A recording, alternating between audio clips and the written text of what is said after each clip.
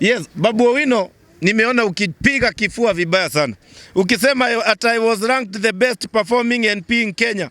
Those who are ranked the last should ask why a young man beat them. Hebu nikuelezee Babu Owino. I think ni kama huelewi what Kenyans need. Wakenya wanataka wasee wa true. Hatutaki wasee wako na any scandal. One time. If at all we are to fight this mess, sioni tofauti ya Babu Owino na William Ruto. One time. Mmoja hajaipiga mtu risasi, lakini ametuma watu wakaue watu wengine. One time. Huyu mwingine amepiga mtu risasi yeye mwenyewe. Nani mzuri kuliko mwingine? One time. So hatuwezi toa kasia tuweke takataka. Ama namna gani? Hakuna haja tutoe maovu tuweke maovu tena.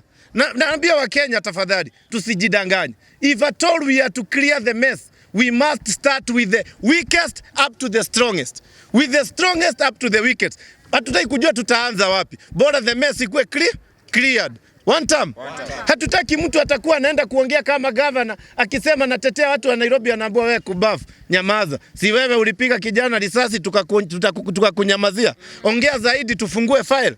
And that is the weakness that is there in Kenya.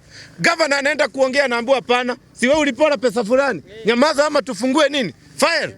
One time. CS anaenda kuongea ati wewe mmepora sana kwa ministry yangu. Anaambia hapana, nyamaza ama tufungue nini? File. One time. Angalia Sakaja. Amepora Nairobi. Hadi saa hii lazima aruhusu Nairobi iendelee kwa wizi. Sababu wako na Sudi mwenye wokota takataka. Sudi asipokota takataka, Sakaja aende kumuuliza anaambiwa na Sudi, my friend, umesahau tulistopisha impeachment. One time. So we need clean leaders who can save Nairobi and who can save Kenya. Mnanielewa vizuri? Hata masomo sio sana. Kwani Kibaki ulimuona shule gani? Unajua wazee walikuwa wanasoma kidogo kidogo, wanauza biashara kidogo kidogo. What we need is goodwill. One time. Unajua president ana wakingi sababu kuna advisors wanamuadvise the 23 cabinet secretaries. Hata mchague president mjinga namna gani na ruhusu system zifanye kazi, Kenya itagrow. William Ruto nilikwambia kitu moja. Uko na ugonjwa ya promises. Na umefungua certain ministry inaitwa the Ministry of Promises and Excuses. Tunajua ulituambia Tharaka Nithi Bridge inafaa kuanza January. Ukatuambia during of that road kuanzia Makutano Kirinyaga hadi Makutano Meru inafaa kuanza January. So leo umeingia pale umeanza kupromise tena that Nithi Bridge inafaa kuanza in the next 3 weeks. One time.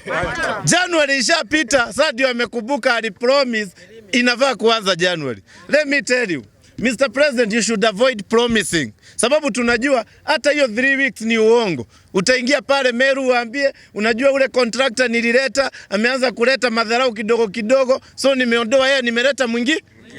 One time. Then utagoja hadi 2027 mwezi wa 4 ndio hiyo barabara ianze tena. Ndio uende na excuses zingine. Sasa nimeleta contractor mpya na huyu tumemlipa pesa yote. Hii barabara mkinichagua itakuwa imeisha by December. We know how these things work.